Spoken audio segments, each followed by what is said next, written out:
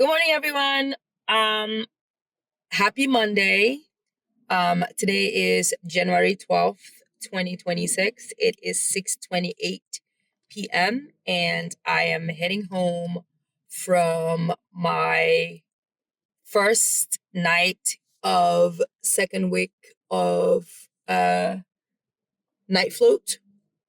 If somehow the algorithm got you here, I am my name is Veronique. I am a first year general surgery resident. I am a uh, active duty military captain, an osteopathic physician, um, and a wife to a highly esteemed husband.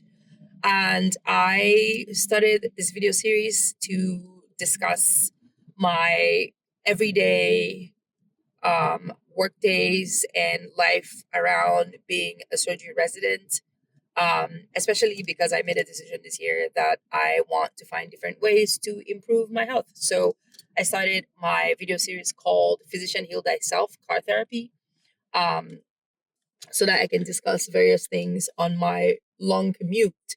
Thank you to those who have watched episodes before now. It took me a little while to slowly get them uploaded, but hopefully, even as some of those discussions will be happening in retrospect, hopefully I get to interact with some of you. Um, Yesterday was not a very eventful evening, thank the Lord. Because on nights, having eventful evenings is tantamount to just running around, as you might have heard in some of the other episodes. So I don't really have a lot to discuss from a standpoint of my job or what happened yesterday. It was the standard, patients come in who have um, really challenging medical conditions that we have to deal with. I think one of the things for me that I'm slowly learning with surgery, um, that is both hilarious and eye opening is when I was doing my surgery interviews, and you know how people say, oh, like, why do you want to be a surgeon? And I would always say, I am the kind of person that, like, for better or worse, I want to be able to see tangible results of the things that I do. Um, Prior to coming to medical school or prior to starting medical school, my plan when I graduated was that I wanted to be a psychiatrist. Um, and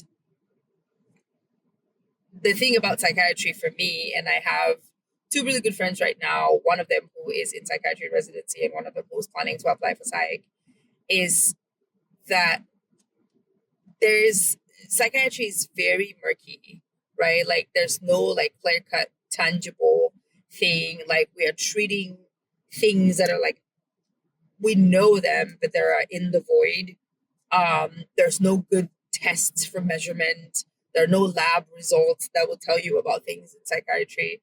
And I struggled a lot with, that feeling that I had come into medical school wanting to do psych, and then it didn't really work out the way that I thought it would. But the thing that I loved about surgery was that surgery had tangibles, right? Like you would come in and you would do the thing. Like if somebody had a colon cancer, you would come in and you would cut out the parts of the cancer, the parts of the colon that had the cancer, and then it would be solved. If somebody came in and they had appendicitis, you will just treat the appendicitis, get the appendix out, boom, problem solved.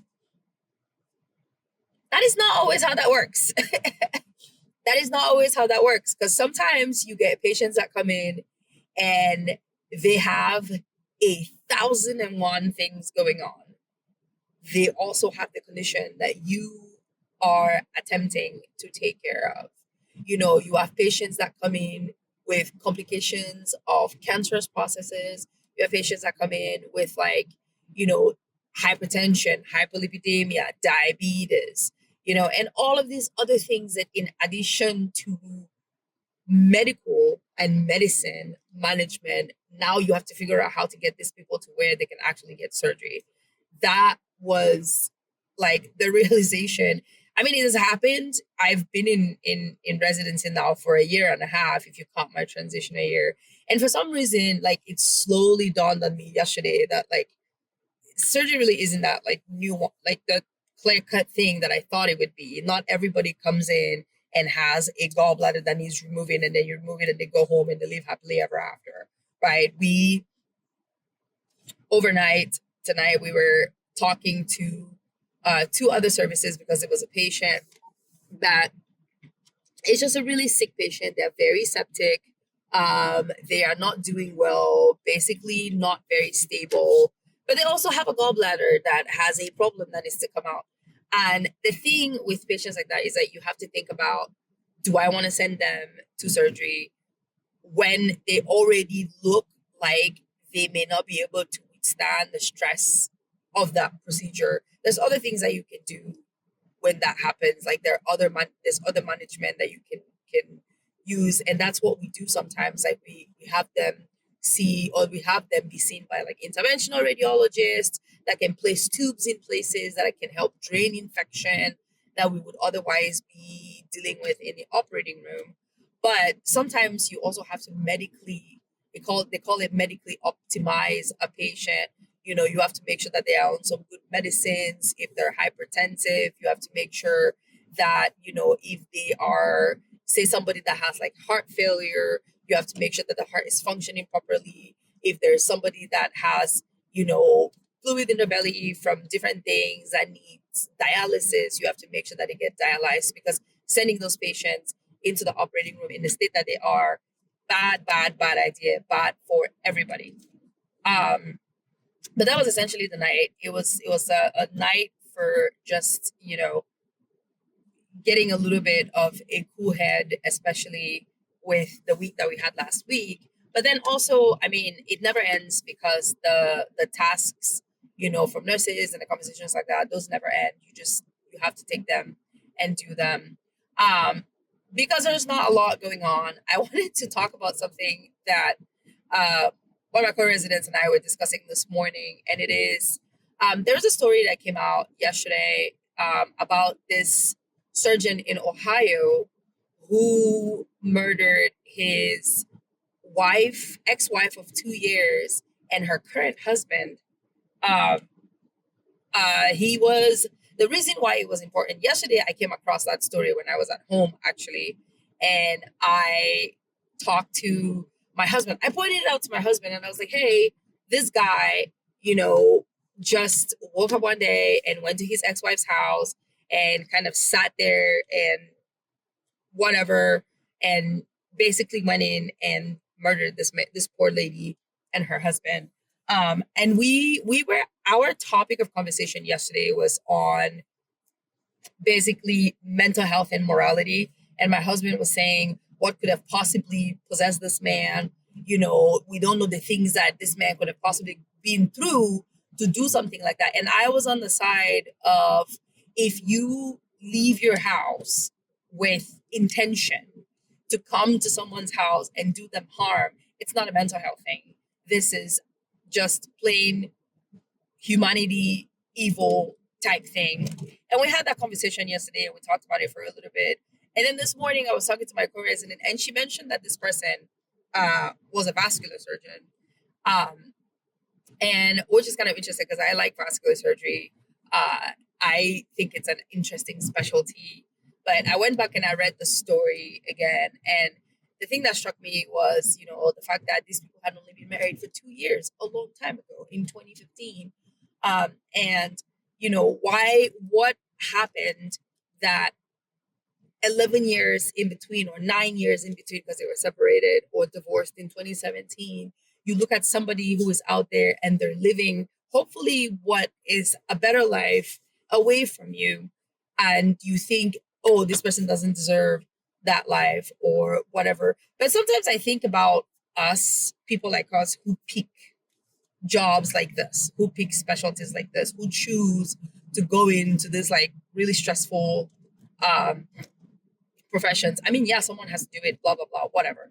But I always wonder about our state of being, our mental health, right? Like, I wonder, you look at your attendings and you think that they're invincible. You look at your fellow residents, your senior residents, and you think, man, these people are just absolutely killing it. But I often wonder, especially for me, especially because over the weekend, this is the story. Over the weekend, something happened with me. I had an anxiety attack. I get them every now and then, and it was the anxiety attack itself wasn't strange because, like I said, I have them sometimes, but it was one of the days when I wasn't quite expecting to have something like that. I have never had one where I have been woken out of sleep. I was woken from sleep. I wrote a post about it on my website. Um, if you are a reader and you want to hear my really long story about me describing a an anxiety attack, it's all in there. But essentially, it started just because I was tired on the night shift, and then I tried to switch to day shift because I had a meeting, I had to watch a game, my family was over, and then by the end of the day, like my brain just started having all this like thoughts and things that is swirling in my mind, and then I I think my subconscious just was overwhelmed and I was awoken from sleep in the middle of not being able to breathe, in the middle of, just really stressed out. Thankfully, my husband is aware that sometimes these things happen. And thankfully, there is enough discourse about mental health in my home and with my family and with my sisters that when something like that happens, like you don't get shamed for it. And in the privacy of my home with my husband, like we figure out ways to kind of get me from holy crap, what is this, to okay, now I feel better, and I can go about my day.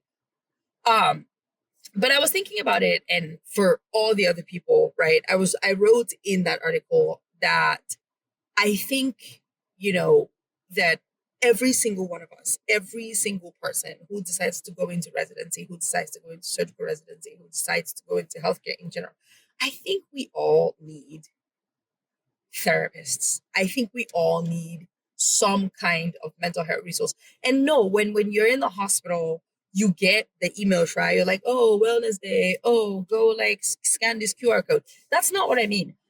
I think it would be nice if, like, embedded within our duties in residency, there was like a check in with a mental health person day. I think it would be nice if there was like every 4 months or so, you are scheduled a day to go talk to someone. And it doesn't have to because residents are busy and like we can't just go la la la la la, sit down on the couch and like talk about our feelings. It could be even just a 15-minute thing where you just sit down and talk to someone, right? And just say like, okay, what's going on in the program? Like what other things what things are you looking at? Um, or things do you care about? Because there've been lots of stories of people in the healthcare system just either ending their own lives or ending the lives of other people. And I get it, there is a component to, like, especially when it comes to the premeditated crimes, there is a component of evil in there. But I would imagine that sometimes people get stressed and just beyond their limits. Now, this particular story with this gentleman, like, I have no justification. They were married for 2 years, they had been divorced for 9 years.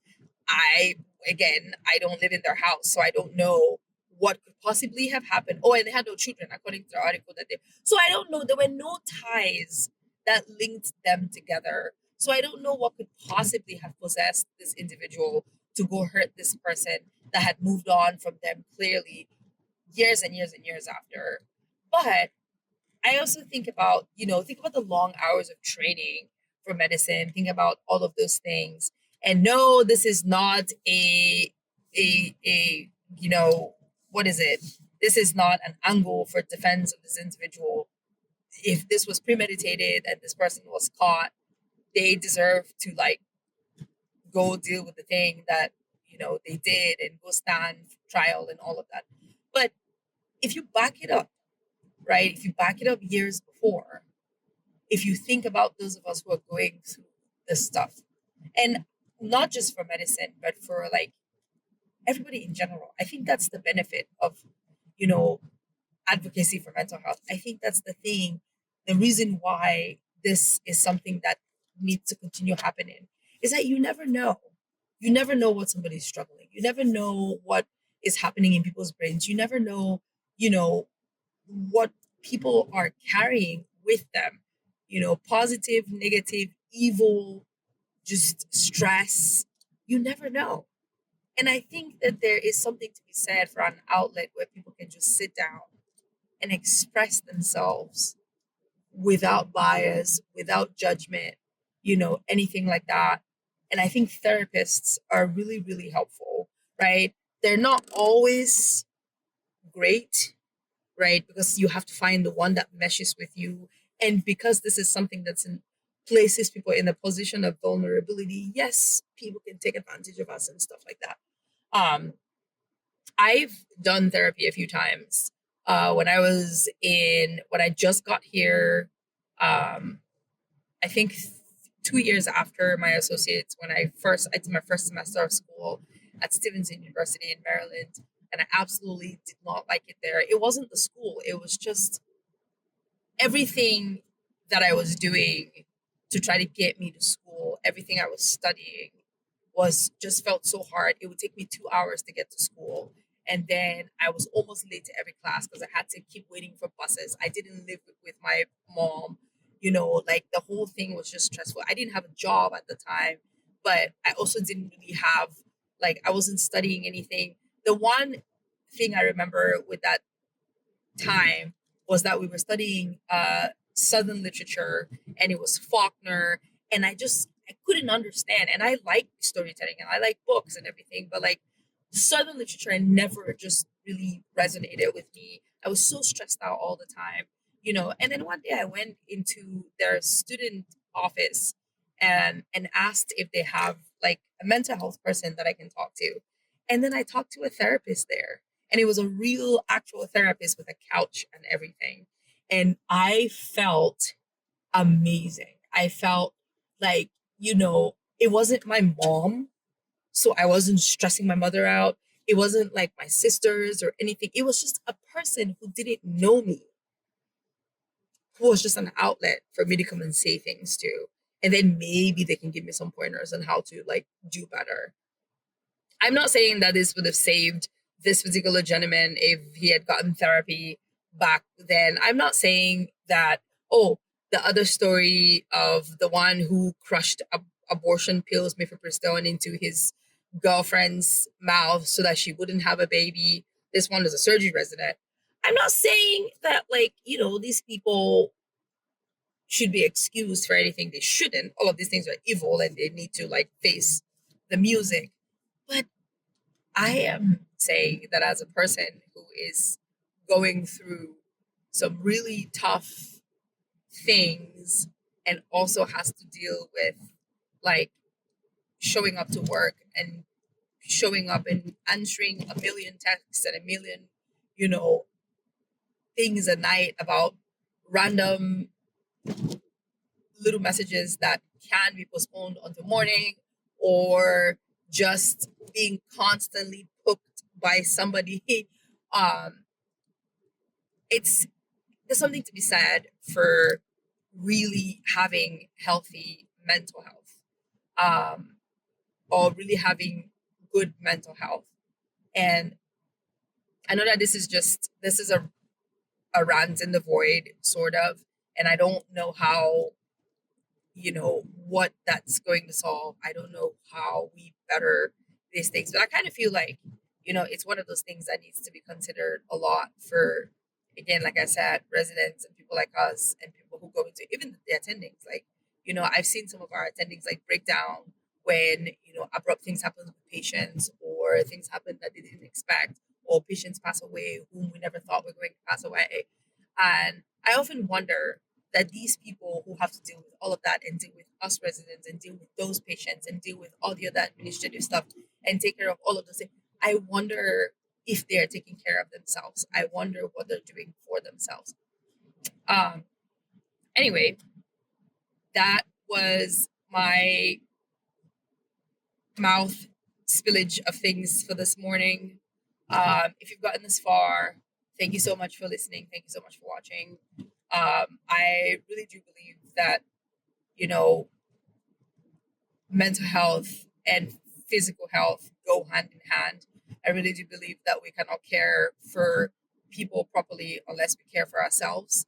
And this isn't much, but this is my way of trying to do my own self care, so that I can show up hopefully in a good frame of mind for people that need me, patients that I am taking care of. So, thank you for being my therapist in the void. Thank you for watching. Thank you for listening. I hope you have a completely awesome Monday, and I will see you tomorrow. Bye.